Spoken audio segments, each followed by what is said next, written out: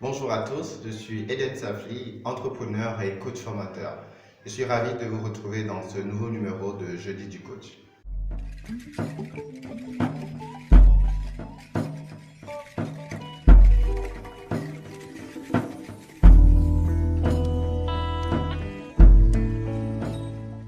Si vous avez regardé la vidéo précédente, vous savez comment vous réagissez personnellement au stress.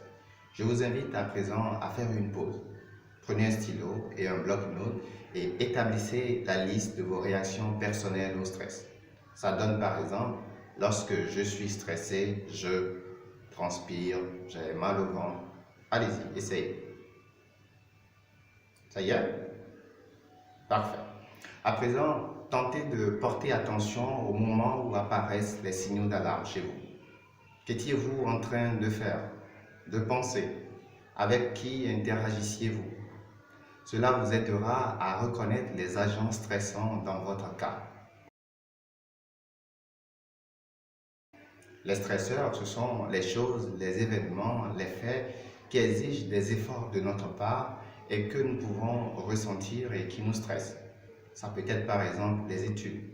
Dans bien des cas, l'université est une source de tension, de pression, parce que tout autour de nous, les amis, la famille nous mettent de la pression. Pour nous-mêmes, nous avons un certain nombre de standards que nous recherchons.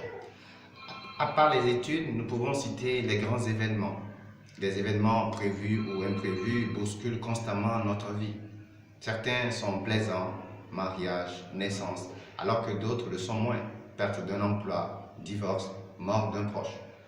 On peut également mentionner les difficultés financières, factures mensuelles à payer, frais de scolarité, support de cours, le salaire des employés, les remboursements aux institutions financières ne laissent personne indifférent. Mentionnons également les relations interpersonnelles.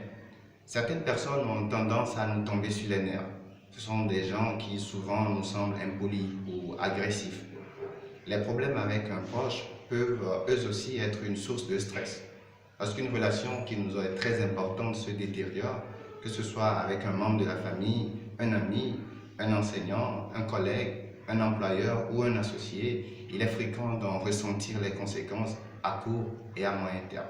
Vous l'avez compris, les stresseurs, c'est donc des causes externes de stress.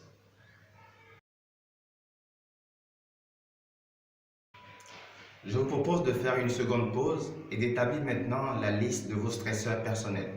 Notez pour cela toutes les réponses qui vous viennent spontanément à l'esprit. Ça peut donner par exemple, je me sens stressé quand... Allez-y. Ça y est? Super.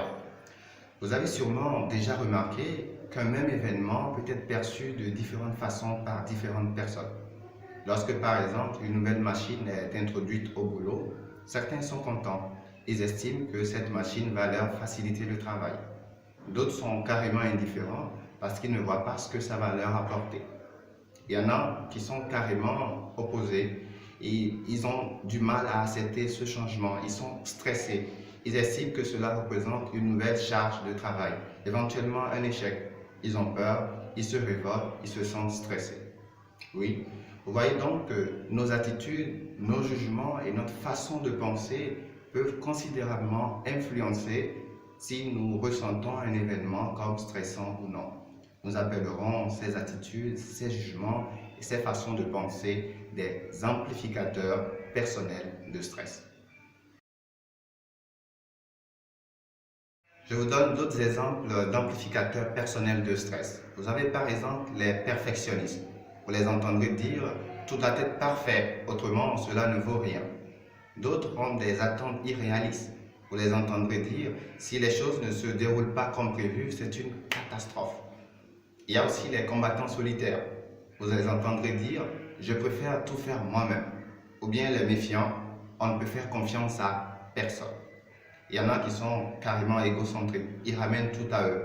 Si vous ne leur dites pas le bonjour, ils prennent ça pour un rejet.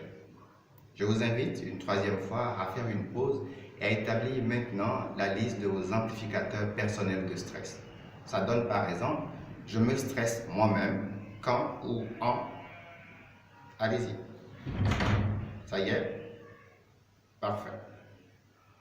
Maintenant que vous connaissez vos stresseurs, vos amplificateurs personnels de stress et vos réactions au stress, nous pouvons aborder les trucs et astuces qui permettent de gérer efficacement le stress.